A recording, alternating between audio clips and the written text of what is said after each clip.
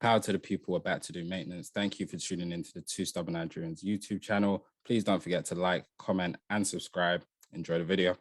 That's that's neither here nor there. We can't really dispute that, but what we can dispute is whether the lover boy was certified or not. So once again, I'm gonna kick it to you because you're really getting great at this, man. I need to give you your accolades. You're really doing great at this. So shout out to you. Take it away, man. Thank Certified you, man. lover boy. React. Man, last episode you asked me what do you need from this album? Not even what do you need, but what are you thinking in anticipation for this album? And my answer to you was it's do or die. I think Drake did. I think he did. I don't think he died. I think he did. It was just enough. It was just enough for me to be happy with it. I think, and it's a weird one. I think this is Drake's best album in a while, in a very long while. I think it's better than Views for sure. I think it's better than More Life. I think it's better than Scorpion. Hence, it will be his best album in a while. But it's weird because a lot of people, I'm seeing a lot of people say that they don't like it or that this is not as good as other albums, or it's just all right. For me, I loved it. And it starts from the very beginning. Champagne Poetry, I couldn't believe it. When I heard Champagne Poetry, I got very excited, and I wasn't excited for this album at all. Like up until I hit play and heard Champagne Poetry, zero excitement in me. I saw the album cover. I said, he's not serious. I saw the rollout. I saw that he was releasing 1 week after Kanye. I was like, I'm gonna be disappointed because I'm seeing Scorpion again. And I was nervous. Champagne Poetry, I heard the production on that, which, by the way, Masego and 40, I need you guys to work together more often if this is what you can do. But yeah, no, Champagne Poetry, wow. Pappy's Home, wow. And then that was the moment. After I heard Pappy's Home coming straight off of Champagne Poetry, I said, yeah, okay, we might be in something with this album. I can imagine that song 3, I can imagine that you had issues with song 3. And we'll get to it when we get to you. Me, it grew on me. I liked it. I liked it a lot. Because, and you know what it is? There's a lot of songs on this album that I think if they're on any other of his albums, I might not have liked them. But there's a lot of songs on this album that I said it makes sense on an album called Certified Lover Boy. It just does. So I'm not angry at it. Like a lot of people were angry at Way Too Sexy. I wasn't too angry at it because, like, okay, it's on Certified Lover Boy. 1, 2, the music video came out, and you can see that it clearly wasn't meant to be a serious song. I'm not angry at this being, if you have to have a 2C Slides quota, I'm not too mad at it being Way Too Sexy on this album because it doesn't feel as much of a joke as 2C Slide did to me. But at the same time, I see you're not taking it too seriously on that song. Fine, cool. If you want to have that song, keep it. Whenever he hit a low in this album, to me, he did enough on the next song or the next song to bring it back. Like, Way Too Sexy, if that's a low, that's a low. TSU, if that's also a low, cool. But then you get In Too Deep, and it's like, wow, this is exactly what I wanted from Drake. And there's just so many lines in this that I heard them and I said, wow, this is it's almost like it's talking to me. Like, I was feeling a lot of the bars in there. I enjoyed this album, man. I enjoyed it. I was happy. I left this album feeling very happy, man. Is it me? I love it, man. This is a classic. I think it's one of the best albums that we've got on this year. For real? Absolutely not. I was like, no, he doesn't. I'm gonna read a quote from Pitchfork. So Pitchfork have done their review of this album, right? And I'm gonna read the first line of their review. And I think this sums up exactly how I feel about this album perfectly. And this is a quote, and I quote by Matthew Strauss, the news editor of Pitchfork. This is summed up perfectly. It's a really good review, Matthew Strauss. It says, and I quote, Drake's sixth album sounds good, but feels labored. Melancholic and often incisive, it becomes an overlong and very familiar journey through the life, mind, and heart of Drake. And that's what I want to get into here. My biggest takeaway from this album, before I give my overall view of how I feel, is the topic of growth. And it's probably what I stumbled on as my biggest issue with Drake, is that he hasn't grown in his music throughout his career. He still makes the exact same songs and he still has the exact same formula. And there's nothing wrong with making the exact same songs and having the exact same formula. Because I'm going to reference an artist now who's done the exact same thing for many, many years. But you know, and anyone who listens to this podcast knows they're one of my favorite artists on the planet. And that's Rick Ross. Ross makes the exact same song every album. Ross has the exact same formula pretty much every album. But the music quality is different. And the music quality a lot of the time gets better. And at times, Ross can make the exact same song. I've had Ross do songs like Turnpike Ike for years. I just think Turnpike Ike is one of the best versions of that song. If I would have loved for Push's verse to have been on Maybach Music 6, I would have loved that. I think I would have taken the song to an even higher level. That doesn't take away from Maybach Music 6. It's still a really good song. It's one of the best Maybach musics, in my opinion. With Drake, Champagne Poetry is a really good intro. I really liked it. The production is great. It is really good. Sounds like he's trying for another Tuscan Lover, and it's not as good as Tuscan Lover. It's not. 7 a.m. on Brittle Path, it sounded like he's trying for another 5 a.m. in New York, 5 a.m. in Toronto, or 6 p.m. in Calabasas, or whatever. And it's not as good as those. The Remorse sounds like he's trying for another version of like The Ride, where he's just closing out an album by talking at you. And it just doesn't sound as good. Again, there's nothing wrong with making the same sort of project or same sort of song again and again. Worse people than Drake have done that and made successful careers out of it. But for him, it always feels just so watered down, because especially in recent years, he hasn't been able to get to the levels of the best. And so it feels like you're just making subpar versions of what has already come, and it takes away. Now, to judge this album in isolation, it's solid.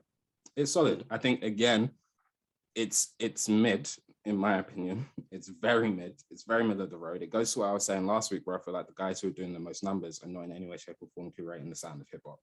I don't think this is going to do anything for the sound. I don't think anyone who, if you're a rapper and a serious rapper, someone who's like been serious about your craft over the past few years, I think you heard this and it was one ear out the other. Yeah, he's going to do all the numbers, but we always knew that. But there's nothing that like he did here which is worrying you, or is the way you're talking about, like when Kendrick drops it's over for niggas. Like there's nothing here that does that. And for Drake, as someone who talks about himself as in that version, like even when the intro Poppy song, like I know I left you guys for a long time. I'm sorry. I know I needed to come back to you for you can get your quotes off and get your clout up off me. Like for someone who talks about himself like that, and it's true. I've been seeing people quoting this album for the past week nonstop. There's nothing on here that actually solidifies his place in that. It's similar to like my thoughts on sort of Kendrick's verse on Family Ties, where it's like smoking on top fives. You can't just tell me you're doing that without actually proving it. Like you actually have to prove it by rapping like you're doing that. And to me, Drake didn't necessarily do that on this album. There are high points. There are really good high points. I think You Only Live Twice is sensational. I think him especially on You Only Live Twice is sensational. Some of the wordplay, like there's a scheme he went through where he's breaking down his little beef with Swizz, and in doing so, he quotes the fact that he was on Unthinkable. Then he quotes Fancy, which is a song with him and Swizz. So he's quoted Unthinkable, which is Alicia Keys that he's on, which he wrote, which is Swizz's wife. Then he goes into Oh, But You Fancy, which is a song with him and Swizz, and he's talking about how it's beef, but it's not really that beef. Then he, in the same scheme where he's talking about beef, he was like, I've been popping since CB was tracking up the Deuces, like going back to Deuces, which he's on the remix for, like, but him and Chris Brown have beef, but they've settled it in a similar way to him and Swizz have beef, but they settled it, but have they really? Thought that was beautiful. I thought Ross sounded great on there. I thought Wayne sounded great on there. But that in itself was like, when I was listening to this album for the first time after a few days of it coming out, I was like, this is the issue with like, one of the issues I have with Drake is that his celebrity and the I don't want to say corny because I get it, but the sort of, I can't think of another word, so I'm going to use it, but I don't mean it in the offensive way that corny comes off. So forgive me for that. but the corny stuff that comes along with him waters down. Like, I didn't know Ross and Drake, I didn't know Ross and Wayne were on this album together. That wasn't talked about on social media. Okay. Do you know what I'm saying? Because everyone was focusing on I'm too sexy, way too sexy. And you know, you raised way too sexy. I may or may not allegedly, potentially, hypothetically have been in a socially distanced, not socially distanced, vaccinated, unvaccinated social setting over the past weekend. Maybe or may not, you know, have been labeled some form or variation of some nightclub. I don't know. I wasn't there. I wasn't there. And in me not being there, I have no idea whether the song Way Too Sexy was played or not. I don't know. Right. Okay. But when I wasn't there, and the song may or may not have been played, it went off. Okay. I could imagine. Yeah. Yeah. Hypothetically, obviously, because I wasn't there. I was at home. But while I was at home, potentially in that club, while Way Too Sexy was being played, Lord knows I was in there going crazy. Because me myself, that isn't too sexy for my shirt. I'm too sexy for my shirt. I'm too sexy for this chain. Too sexy for this watch. But like, and I'm not mad at that because it's exactly, you know, that song's gonna feel that. It's fine. That's what it's a terrible song, by the way. I just want to be clear. No, it's not. It's awful. It's an awful song. It's perfect for what he needed it to do. Like it's great. Like that's why he's in there and out of there in a second. Like he does his 30-second verse at the beginning. Yeah. And then Future and Thug take away. And that goes to another point. This album is far too long. It doesn't need to be as long as it is. There's so many points where you can shave off minutes here or there. Like even Way Too Sexy, like Future, like one point repeats the hook for like what feels like a minute. I'm like, bro, you can cut this down to 30 seconds. The song's the exact same, but you now cut the song. And there's multiple points on the album where that happens, where you can shave it off. But yeah, I was left sort of, it's solid. Overall, it's solid. It's not to take up too much time and to hand back to you. It is solid. And there are high points that are high points. They're good songs, but there are low points, again, which to me are just really low and pull down the overall. Yeah, pull down the project overall. I would agree with you that it's better than Views. Again, More Life is a playlist, but better than More Life.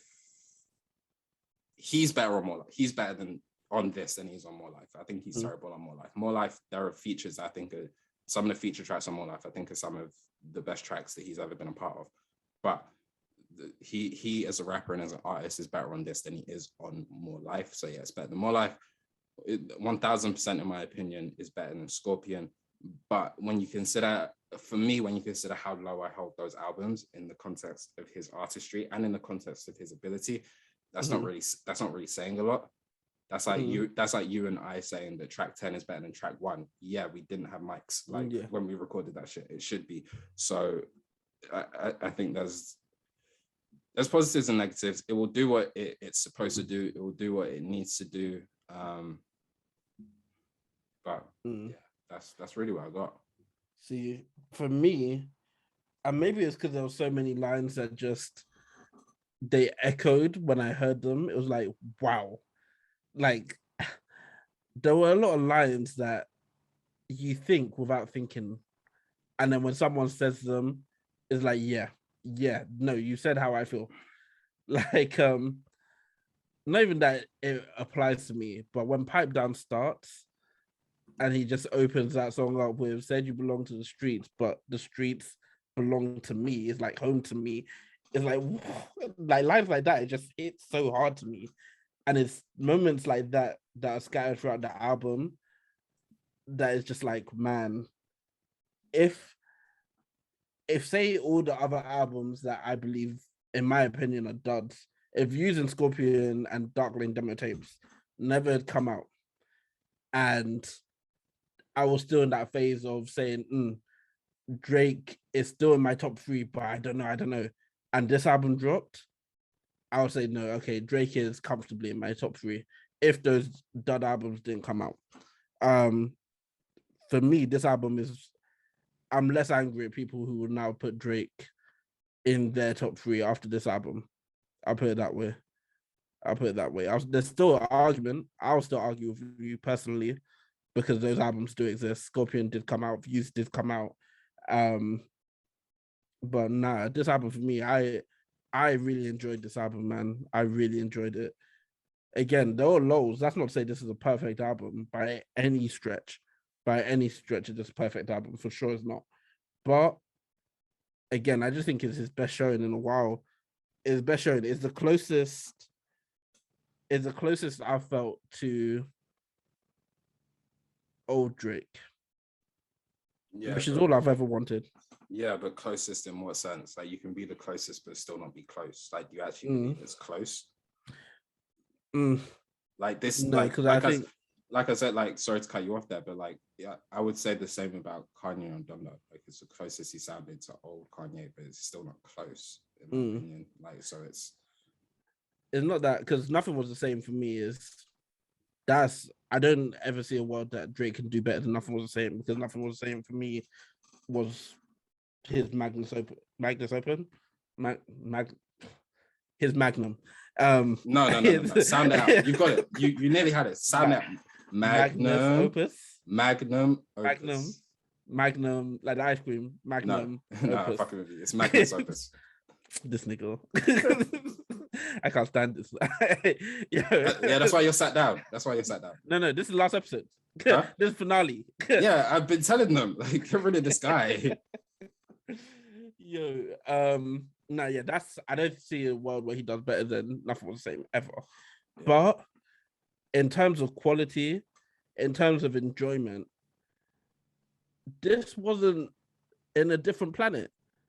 It wasn't. It was in the city. It was in the same city. Was it on the same street? No. Was it 2 streets away? Probably not. But you can get there in 10 minutes. It's a drive away. I would disagree with that. I would wholly disagree with that. I don't think he's anywhere near consistently as good a rapper on here as he was on Nothing Was the Same specifically.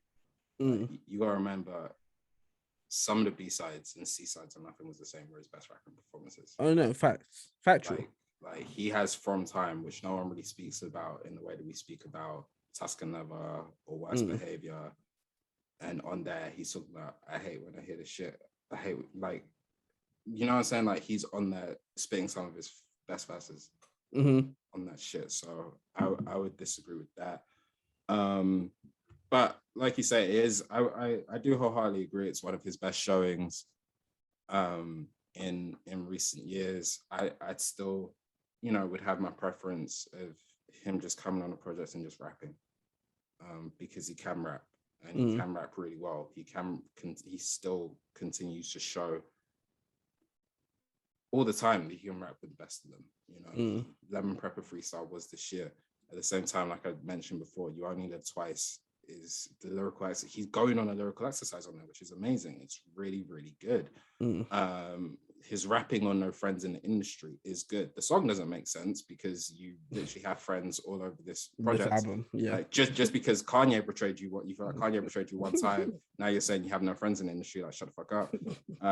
He raps good on Champagne Poetry, but I just feel like then he just waters it down with other stuff. Like you said, Girls Want Girls is growing on you, cool, and it's cool. Again, it sounds good.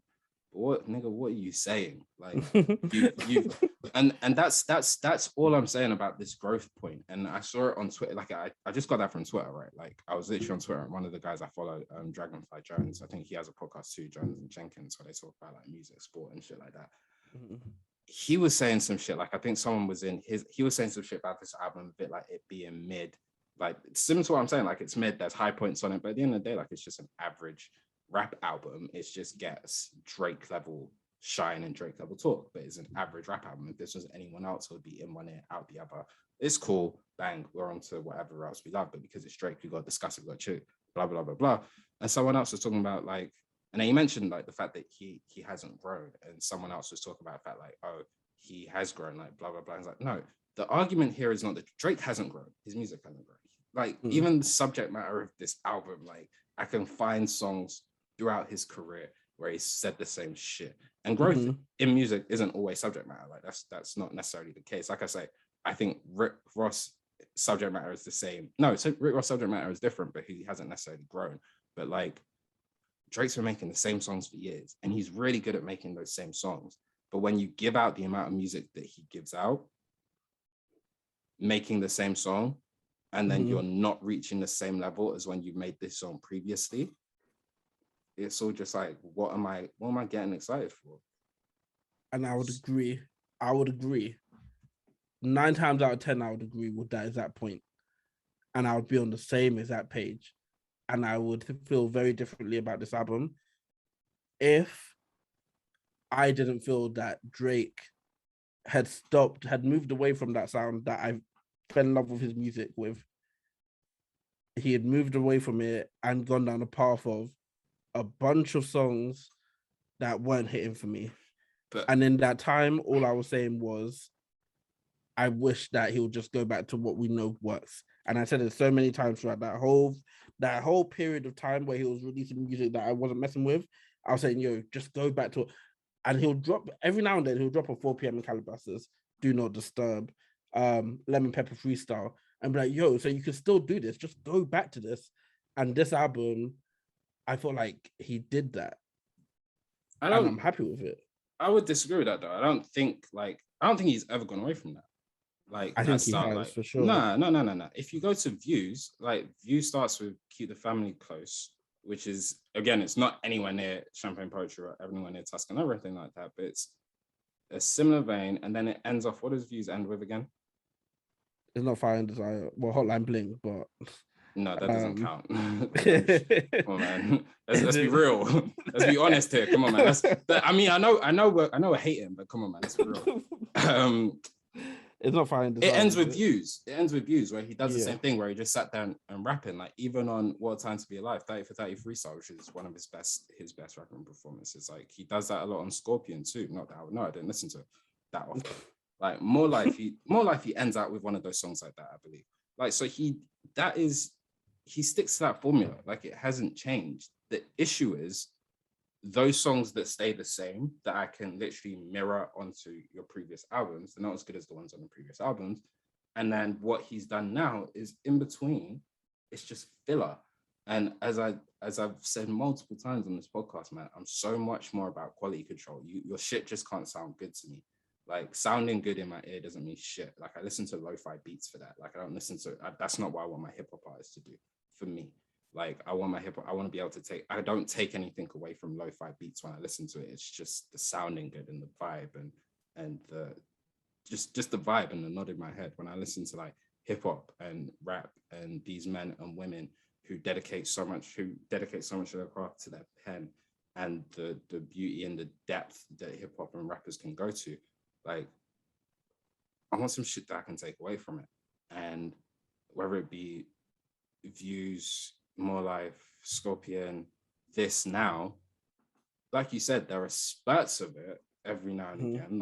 Like there's a line there. Like you may take away that line that you just mentioned on Pipe Down, which is dope. Like I may take away a line from Fountains, which I think is dope.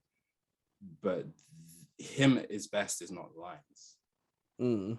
Him at his best is verses and schemes. Like Tuscan never, and it's not that he doesn't have it in him, because every single album he shows, I still have it in me. Like people will say, like there are people who I know, and I'm in the minority in this here, where I say I don't like. There are people I know who will say, "Yo, Sandra's Rose is one of his best rapping performances ever," and that's on Scorpion. So it's not that it's ever gone away. It's just that he deliberately chooses. he either deliberately chooses not to do it in favor of those one-line quotables, which is said that you're a lesbian girl, me too, and so that everyone can post it, or he just isn't hearing that this shit doesn't hit. But at the end of the day, who am I to say that when the numbers show that this shit does hit? Like I'm probably the minority who says that this shit is mid. Like there'll be people, I don't know what you rate this, but there'll be people like you who will love this shit. There are people who think this is really good in his upper echelon. Like cool. And and at the end of the day, like I sound like like I say every time we talk about this guy, I critique him so hard because he's one of my favorite artists of the time. I critique him that's why I critique him that hard. It's the same way if I ever felt like Cole slips into this vein, I would critique Cole that way. It's the same way I critique Kanye that way. It's the same way I critiqued Janae that way, where I felt like Chilombo disappointed and somehow still got nominated for Album of the Year at the Grammys. Like, when you're one of my favorite artists of all time, I'm gonna critique you to a higher level than I would someone else. Like, if I can come on here and have an issue with Shabo giving me quality and moments and then going away and make a whole big deal about that, then I should be doing triple, quadruple, 10 times more for Drake, who has given me so much more and who I know can rap at such a high level. So when you do it in the moments, I don't want it in the moments. I want it like Freddie, where every time I hear you, you keep it in this level right here. Every time I hear you. And that's what, and for the people who are listening and didn't see that, I made a gesture in my hands, almost like a little pocket. Sorry about that. Because we're on video, I'll be forgetting. My fault. Yeah. Watch on YouTube. It's crazy that you did the hand gesture again. Like, now they can see it. Yeah. No, I had to describe it. My fault, Slams. My fault. But yeah. I realized it about you years ago. But I think it's the fundamental difference between us, which is, like, for you, substance is king.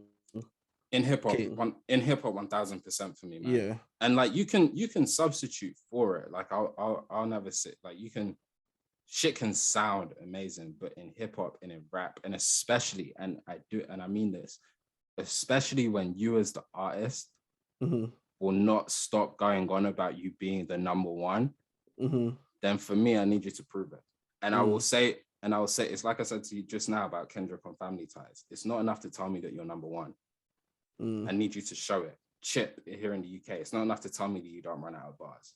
Prove it. If every third bar you're having to tell me you don't run out of bars, to me it sounds like you run out of bars. See, and I think, because I don't listen, you'll never be able to criticize someone who needs the substance out of hip hop. That's what hip hop is. It's just that, as you said, like, the substitutes for it, I can, like, if you have an album that sonically sounds fantastic, then I'm fine. I'm good. I'll enjoy the album.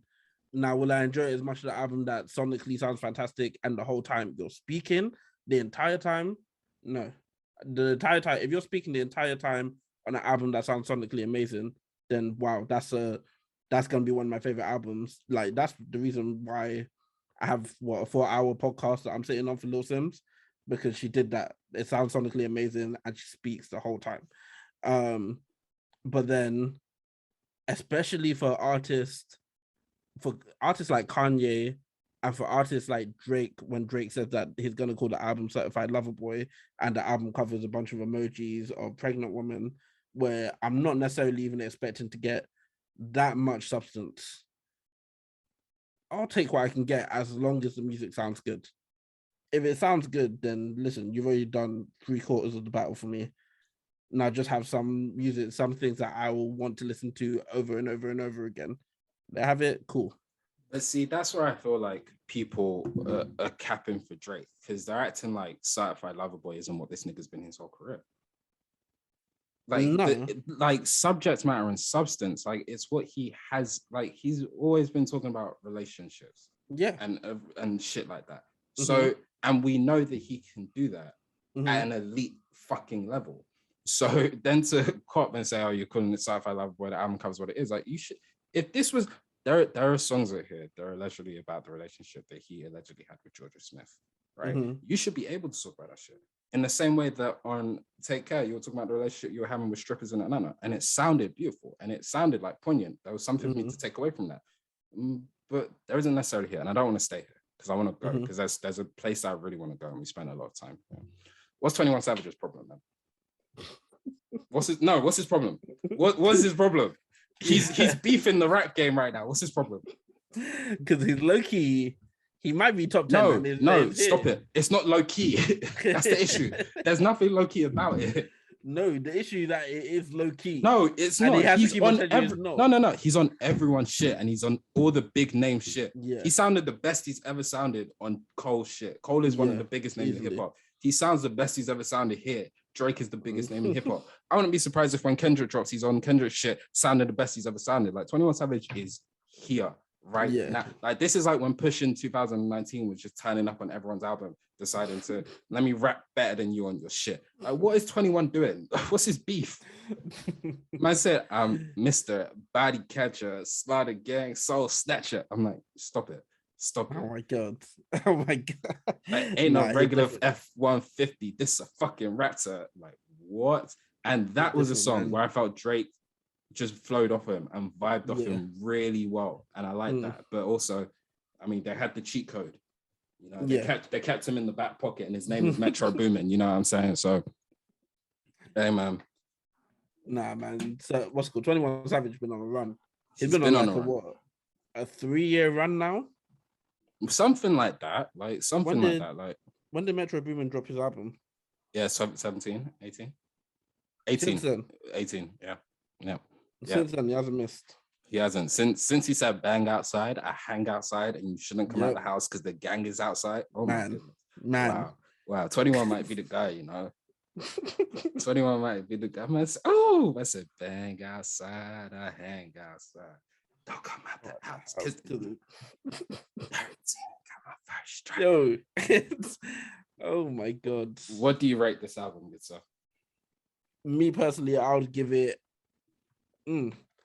I'll give it a 7 to a 7.5. Okay. It's gonna fluctuate for a while until probably the end of the year where I'll have a solid thing. But for now, 7 to a 7.5. Cool. What song do people need to hear? If I'm sending people to one in particular song, it would have to be I would send people personally to You Only Live Twice. Yeah. You Only Live Twice. Listen, man, we've said it before, we'll say it again, and I'm sure we'll have to say it again in the future. Rick Ross and Drake. I think Rick Ross, out of all the artists in the world, I don't think anyone brings out rap, the quality of rap in Drake better than Rick Ross. I think Rick Ross makes Drake his best self. I think when he hops on a song with Rick Ross, I don't even think Rick Ross has to say anything. I think Drake just decides, okay, I'm in the room with someone who does this. So me too, I have to try and do this. And when they get in the room together, it's always special. Yeah. You? I fuck with that. I would say the same. You Only Live Twice. It's a very good song. Ross shines. Wayne continues to sound really good. Drake sandwiched in between them. Like I say, he's really flowing. Like the wordplay on there, the way he's using his old songs and his old features to explain the story that he's trying to tell is the exact type of quality rap that I know this nigga is still capable of, even in the critiques that I give him, which is why I give him that critique. So I'm just like, bro, just do that. Like, if he does that one time, I'm telling you, if he does that one time, you'll never hear me say another bad word about him again. I promise you. But I'm very much now sick and tired of talking about him. So we're not going to talk about him again for the rest of the year. Thank God we got out of the way. Before I go, what's Yabba's problem also? Oh no, she's going on the run as well. What's her beef? Because I don't know what's going on. I'm happy for her, man. I'm excited. I don't know who's pissed her off in it, but all of a sudden she sat here like, you'll give me my accolades in this life or the next. Yeah, like, she's singing. Drake's good for that though. Drake is good for, like, especially R&B artists, just letting them get their shit off and like shining on his projects. Like, it's the exact same thing he did with Sampha on 4422 or More Life, which I thought was one of his best songs. And even Georgia, that's exactly where I was about to go. Georgia, both on Georgia's Interlude, but mainly more on Get It Together. You need me to get this shit together so we can get it together. I thought Georgia shone on that, so he's really good for that, man. And the shine he gives to some of these feature artists was really good. Like I say, 21 sounded great. Way Too Sexy is going to do what it needs to do. We both just said previously on this podcast, Dirk continues to sound really good. One of the best this year. So shout out to all of them. Shout out to Drake on another successful release. 600,000 in the first week is ridiculous. Amazing. 2 questions before we move on. Yeah, hit me. 2 questions. First one, in fact, not even 2 questions, 2 points, but one of them's a question. The first one, what did you think of Thames feature before we leave here? It was cool. It was really nice. I think if this album came out in May, we would have had it all summer long.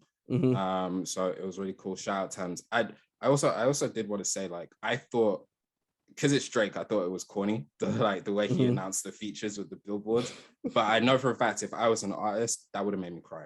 Like, especially if he did that as a surprise. Like, if he did that as a surprise and the artist didn't know until like they just saw it. If I was an artist, I thought that was dope, especially for artists who like may not be like, obviously Thames is huge now and his superstar is growing. But to see that in your hometown, huge. Like Masego, to see that in his huge town, I know that would have been so fucking huge to excuse me. I know that would have been so fucking huge to all of those guys. So I thought that was dope. But yeah, I thought Thames was I thought she was nice, man. She was Thames with it, you know what I'm saying? Especially her going on Twitter afterwards and telling people, I brought everyone jollof rice and chicken, small pepper. People were joking. Drake, stop forcing it. What was your second point?